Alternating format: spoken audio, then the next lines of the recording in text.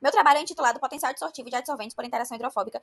Bom, inicialmente, é importante falar um pouco sobre cromatografia. O que é um sistema cromatográfico, né? No caso, ele é formado aí por duas fases, sendo uma fase estacionária fixa e uma fase móvel. E a separação por meio de cromatografia vai se basear na diferença da interação que tem dos componentes da mistura, no caso a fase móvel, com a fase estacionária, então resultando assim de reações, né, diferentes. Bom, dentre as técnicas de cromatografia existe a interação hidrofóbica, HIC. Nessa técnica, utiliza as regiões hidrofóbicas das proteínas para poder separar uma das outras. É uma interação que é reversível, porque se eu mudar o meio, eu consigo ter essa operação reversível. Ela é baseada nas zonas hidrofóbicas da proteína, no caso, o ligante hidrofóbico da resina ali vai atuar diretamente nas zonas hidrofóbicas da proteína de interesse. Como funciona? É a polimerização de um criogel, né? No caso, eu tenho uma mistura com o meu monômero ali, eu começo a fazer o congelamento, essa água que está presente na minha solução, ela vai congelar, esses cristais de gelo, eles vão ser ali, vão ajudar na formação de poros.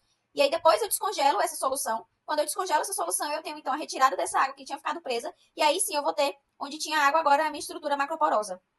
Bom, existem diversas fontes, né, para a produção de criogel. No caso, os criogéis de poliacrilamida é um exemplo, né? E uma fonte mais precisa, assim, da poliacrilamida é a utilização de acrilamida, bisacrilamida e de catalisadores. Eles são produzidos sob criogelificação, que vai variar aí entre menos 10 graus Celsius a menos 20 graus Celsius. Bom, os criogéis, eles podem ser funcionalizados com diferentes tipos de compostos, né, a depender do seu interesse, incluindo a anilina. A utilização da anilina é justamente por ela ter a presença de um anel aromático que vai conferir hidrofobicidade. O radical amina vai proporcionar polaridade suficiente para que ele seja aí solúvel em água. Então, o objetivo desse trabalho foi avaliar a capacidade de adsorção de um criogel macroporoso funcionalizado pela imobilização de anilina por interação hidrofóbica, comparando duas enzimas, a lisozima e a albumina.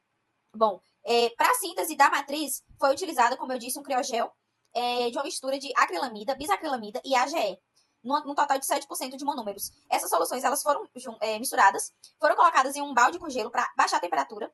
Depois foi adicionado os catalisadores, o APS e o TEMED. Depois essas soluções elas foram transferidas, né, para seringas e depois foram colocadas em um banho termostático a álcool a menos 12 graus Celsius por 24 horas. Depois dessas 24 horas, eles foram colocados na geladeira por mais 4 horas. Depois foram secos em estufa. Depois disso, esses criogéis eles foram lavados para poder retirar qualquer resíduo de acrilamida que não foi polimerizado. E aí sim, depois eles foram, né, secos em estufa para poder serem funcionalizados. Então, depois de meu criogel seco, eu comecei minha etapa de funcionalização. Eu coloco meu criogel em contato 2 horas com álcool metílico, depois coloco em contato com a água destilada, depois coloco em contato com um tampão.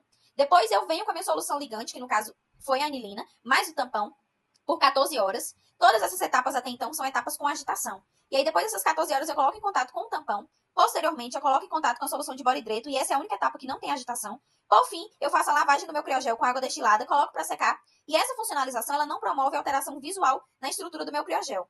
Esses criogéis, eles foram caracterizados com a capacidade de inchamento, grau de expansão, frações de macro e microporos e porosidade total. Os ensaios de adsorção aconteceram da seguinte forma: foi colocado 20 mg de criogel, cortado em discos, mais 4 ml de solução de proteína, mais o tampão específico. Depois foi retirado o criogel e foi coletada uma amostra da solução, mais 5 ml da solução de Bradford. E posteriormente foi medida a absorvância em espectrofotrômetro a 595 nanômetros. E a capacidade adsortiva foi calculada com a fórmula que está na tela. Os dados eles foram feitos aí, foram tratados pela análise de variância nova, com o teste TU, que é com alfa 5%, pelo size student.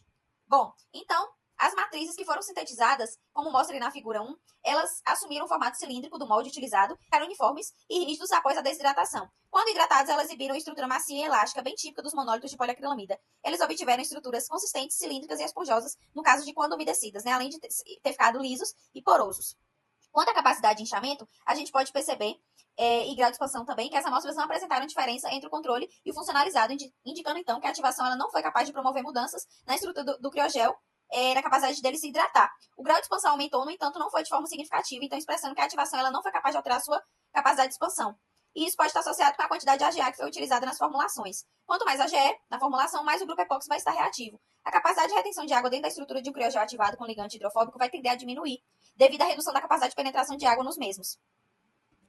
Bom, em relação ao teste adsortivo, verificou-se que os adsorventes eles apresentaram diferenças estatísticas significativas, sendo a maior capacidade adsortiva para a lisozima que é comparado com a albumina.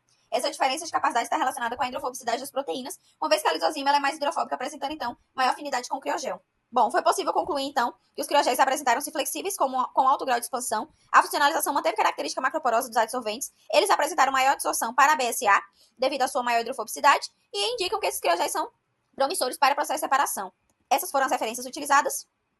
Esses são os meus agradecimentos. Obrigada.